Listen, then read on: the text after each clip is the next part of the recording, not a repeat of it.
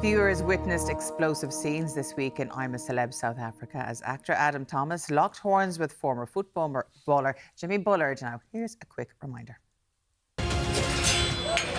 Jim, you're up! Sorry, Ed. What? I'm so sorry. I'm a celebrity, get me out of here. So sorry, son. You're joking me, bro. Oh, Jimmy, OK. Jim, come on, man. You got to think of Adam here in the cage. He doesn't want to go. He's enjoying himself.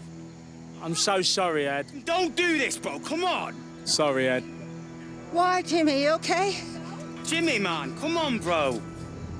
Wait, is that how we're going out, yeah? Sorry, boysy. Had enough. Sorry, boys and girls. Taking the Whoa. You taking the Don't say that. What's up with you? Everyone's got their own I'm in story. there getting covered in pants. Whoa, calm down. That's pathetic.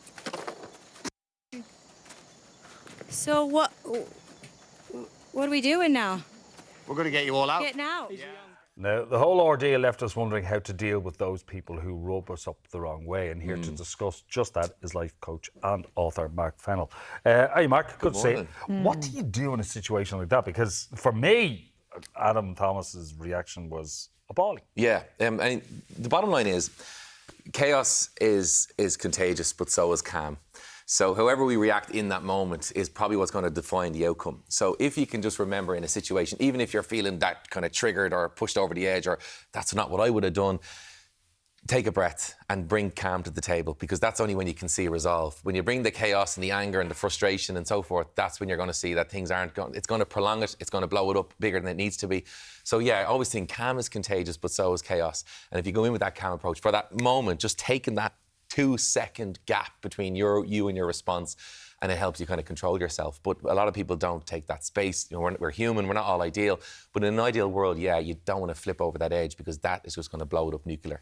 But if you have someone like that in your life who doesn't take that time to calm down and kind of explodes quite a lot, how can that impact you in your mental health? Yeah, I mean, it can be a huge impact. And if they're that way all the time and it's a constant, that's the worst key, because you're kind of coming under that all the time. That can give you, generalised anxiety for no explained reason. Because what happens with a person who is, aggressive or belittling or just treating you in a way you don't like or you don't enjoy or makes you feel off in any way, that can be sad, that can be angry, that can be frustration.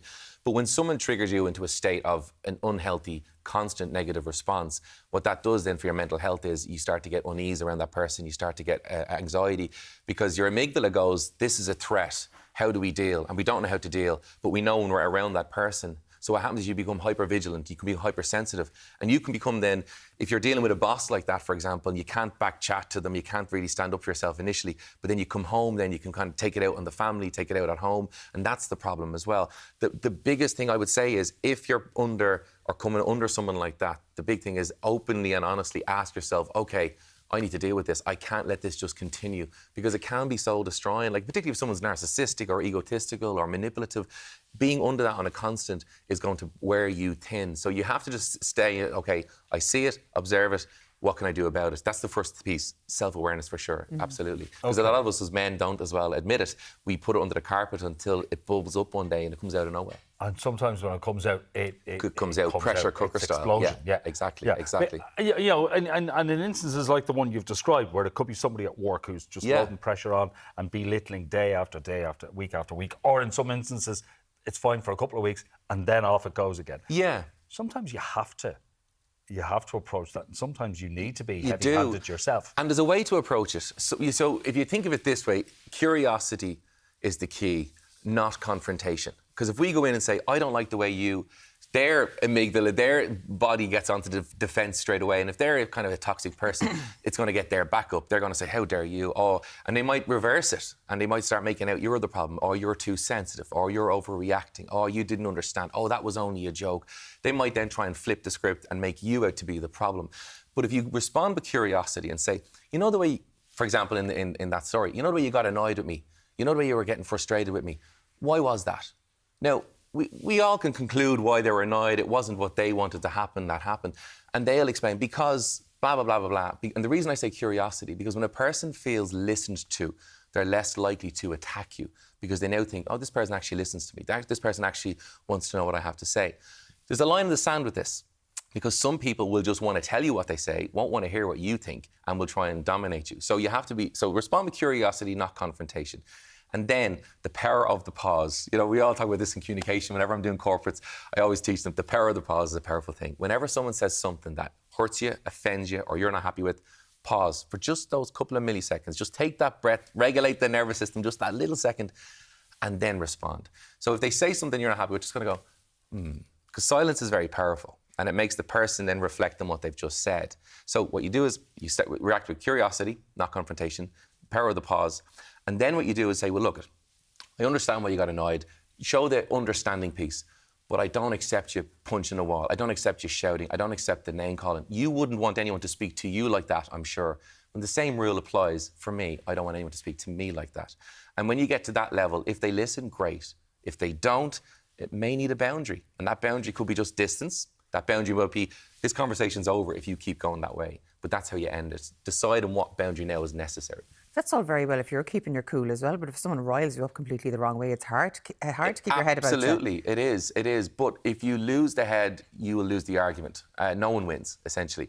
So it's as hard as it is, the objective is, and sometimes you can have a very overbearing person who is horrendous to deal with. And if they are horrendous to deal with, one of the great ways of doing it is bring the communication, if it's a work scenario, into emails as opposed to face-to-face. A lot can be said in a corridor that never gets recorded and no one ever hears. But if you start to bring it into emails, that can then focus on the facts, not the feelings. Because one mistake people focus in, they talk about how you made me feel.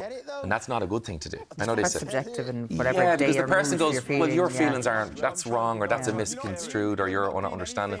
So focus on the facts, not the feelings. Say, look, you punched the wall after I did something. That's not acceptable. That's a fact. You shouted at me. That's not acceptable. Forget about how I felt about it, but that behaviour is not acceptable. Focus on the facts, not the feelings. And the person can't argue the facts. They can always argue your feelings. They can say, oh, you're too sensitive. Oh, you don't understand. Oh, you didn't get the joke. I wasn't belittling you. You see, and the reason people belittle is because they sometimes might see you here.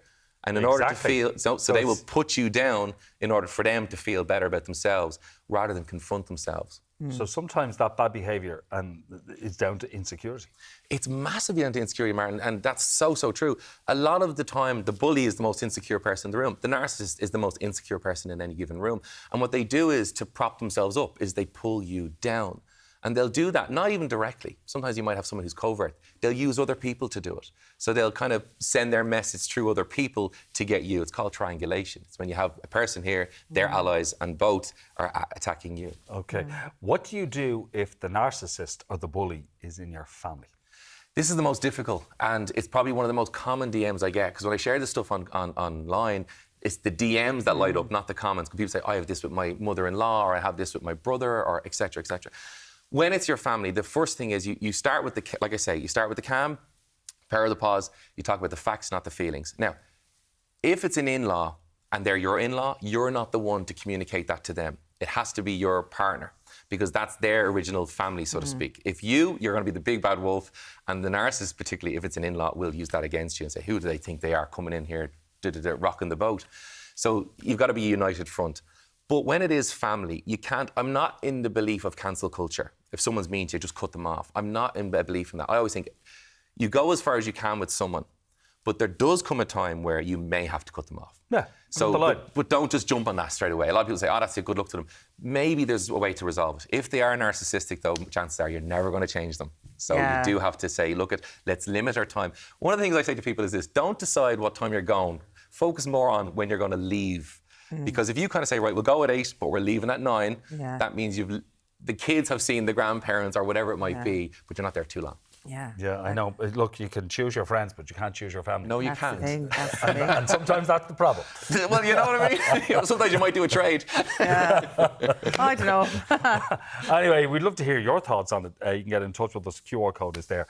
0896 111 111 is how you can get in touch with us. Mark. Thank you so as much. always.